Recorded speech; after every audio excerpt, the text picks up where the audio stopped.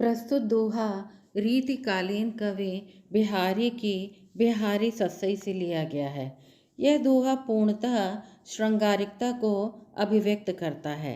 बिहारी की भाषा के विषय में आचार्य शुक्ल ने कहा है कि बिहारी की भाषा चलती होने पर भी साहित्यिक है।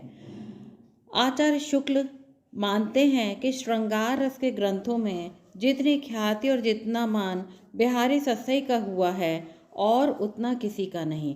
इनका एक एक दोहा हिंदी साहित्य में एक रत्न माना जाता है। व्याख्या इस प्रकार है। पलनु पीक अंजन अधर धरे महावरु भाल, आज मिले सुभली करी भले बने हो लाल। यहाँ पर नायिका नायक के ऊपर व्यंजना कर रही है क्योंकि उसके संपूर्ण शरीर के ऊपर पर स्त्री रमण के चिन्ह परिलक्षित हो रहे हैं। तो यहाँ पर नायिका व्यंजना में अपने प्रियतम से कहती है कि हे प्रियतम, आज आप रंगे हाथों पकड़े गए हैं, अर्थात आपके शरीर पर परस्त्री रमण के समस्त चिन्ह परिलक्षित हो रहे हैं। पलन पीक, आपकी पलकों पर परस्त्री के मुख की पीक लगी हुई है। अंजनु अधर, और अधरों पर अंजन अर्थात काजल लगा हुआ है। धरे महावरु बाल, और मस्तक पर महावर लगा हुआ दृष्टिगत हो रहा है। आज मुले सुभली करी भले बने हो लाल। हे प्रियतम, आपके शरीर पर, आपके मुख पर लगे ये सभी चिन्ह स्पष्ट रूप से प्रमाणित कर रहे हैं कि आज आप पर स्त्री रमण करके ही यहाँ पर आए हैं। हे प्रभु, हे मेरे प्रियतम, आप निश्चित रूप से दूसरी नायिका के पास से आ रहे हैं और भले बने हो लाल, और आप मेरे समक्ष बहुत ही भले बनते हैं, बहुत ही भोले बनते हैं। यहाँ पर बताया गया है कि नायक किस प्रकार रात्रि को नायिका को धोखा देकर लौटा है। विशेष के रूप में यदि हम कहें तो एक दोहा छंद है जो कि अर्ध सम्मात्रिक है, 2 पंक्तियों का होता है।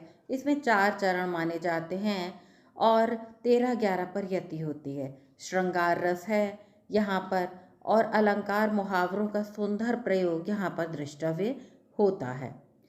यदि हम बिहारी सस्सई की माने तो बिहारी सस्सई के बारे में कोई 713 मानता है, कोई 700 मानता है, कोई इसके अतिरिक्त भी मानता है, लेकिन ज़्यादातर लोग विद्वान 713 दोहे मानते हैं। और दोहा पहचानने का नियम मैं यहाँ पर आपको बता रही हूँ। और हम पूर्णतः जानते हैं कि बिहारी एक बहुज्ञ कवि हैं। आपके दोहों में श्रृंगार के अतिरिक्त विभिन्न रसों का प्रयोग सुंदरता से किया गया है, जो कि उनकी बहुज्ञता का परिचायक है। बिहारी के संदर्भ में कुछ प्रमुख कथन दिए गए हैं जिनको याद करके आप अपने अंक बढ़ा सकते हैं। इनका प्रयोग आप व्याख्या के विशेष में कर सकते हैं और अधिक अंक प्राप्त करने के लिए अपने प्रश्नों के अंदर भी इनको समाहित कर सकते हैं। आचार्य शुक्ल के कथन हैं, इनके दोहे क्या है, रस के छोटे छोटे छींटे हैं। दूसरा है, बिहारी की भाषा चलती होने पर भी साहित्यिक है। इनकी कविता श्रृंगारी है किंतु प्रेम की उच्च भूमि पर नहीं पहुंचती, नीचे रह जाती है।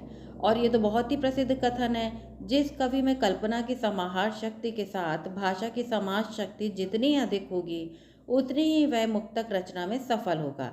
यह क्षमता बिहारी में पूर्ण रूप से विद्यमान थी। इसी से वे दोहे जैसे छोटे छंद में इतना रस भर सके हैं। इनके दोहे क्या हैं, रस के छोटे छोटे छींटे हैं। यहाँ पर बिहारी के ये जो 4 कथन दिए गए हैं, बिहारी के संदर्भ में शुक्ल के बहुत कथन दिए गए हैं, ये बहुत ही महत्वपूर्ण हैं। इसके अतिरिक्त बिहारी के संदर्भ में और भी कथन हैं, जो कि एक शुक्ल का है, हजारी प्रसाद द्विवेदी का और राधाचरण गोस्वामी का है। भाषा से संदर्भित कथन शुक्ल जी का है और राधाचरण गोस्वामी ने कहा है, यदि सूर सूर तुलसी शशि उडगन केशव दास हैं तो बिहारी पीयूष वर्षी मेघ हैं। और वहीं हजारी प्रसाद द्विवेदी मानते हैं कि रीतिकाल के सबसे अधिक लोकप्रिय कवि बिहारी हैं। बिहारी सस्सई रसिकों का घर है, हजारी प्रसाद द्विवेदी का मानना है। इस प्रकार यहाँ भाव साम्य के रूप में यद्यपि हम सौंदर्य के वाह्य सौंदर्य के बहुत से उदाहरण देते हैं, लेकिन इनकी नायिका में आंतरिक हृदयगत सौंदर्य भी विद्यमान है, जो कि हम प्रसाद की पंक्तियों से मिला सकते हैं। उज्ज्वल वरदान चेतना का सौंदर्य जिसे सब कहते हैं, जिसमें अनंत अभिलाषा के सपने सब जगते रहते हैं। किड्स की पंक्तियां हम भूल नहीं सकते। A beauty is a thing of Joy for ever.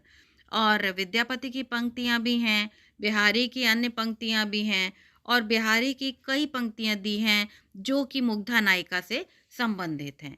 यदि आपको आप इन सभी का प्रयोग करके अपने अंकों को निश्चित रूप से बढ़ा सकते हैं।